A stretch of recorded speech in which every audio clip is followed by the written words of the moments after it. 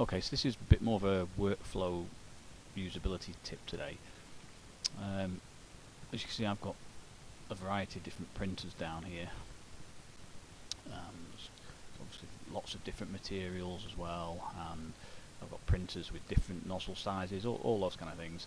And it would be quite convenient if there was a nice easy way of, in the file name for when you slice something, it to have at least the material type and the nozzle size in there and the machine name, just so it's easy to then organise the files on your drive and copy them to the printers.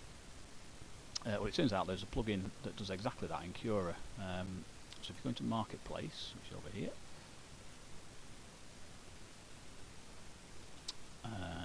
and if you scroll down to this one here, Custom Print Job Prefix, select that. Thanks to Field of View, whoever you are, for setting this out, but it's brilliant. So install that. Blah blah blah blah. Yes, accept. So I'll have to do a restart. So I'll just quit and restart.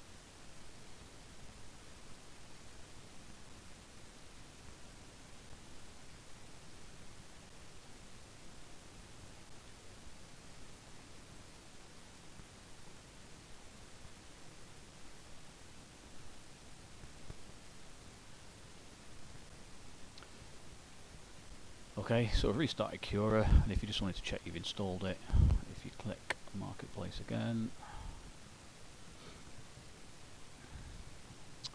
if we go to installed, there should be custom, there we go. Right, so I've just added something simple like a box.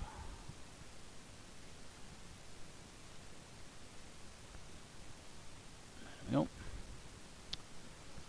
And if you go to settings, extensions now, custom print prefix job is in there. So I'd already set the prefix to be this. And if you look down the bottom here now, it has the printer type, which is cell Robox in this case. And then it's got the nozzle size of 0.8, and the material is PLA, and then the file name of whatever it is, which is just a box. So quite useful, I think.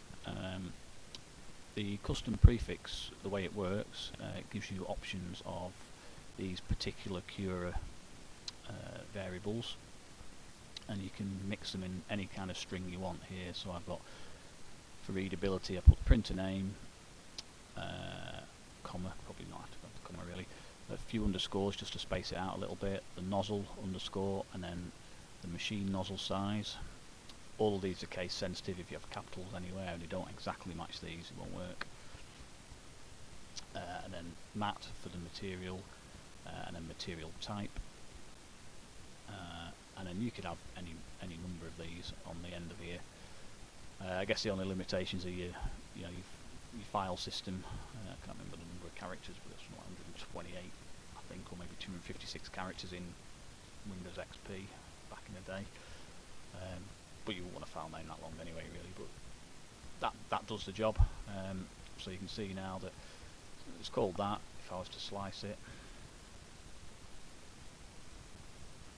and then save file, there it's saving it as, with all those, which is just dead useful. See, I've tried to do it manually for some of these things here myself, but a bit lazy and a bit absent in doing it, and it's much easier if Cura just does it for you. So there you go. Yeah, cool tip.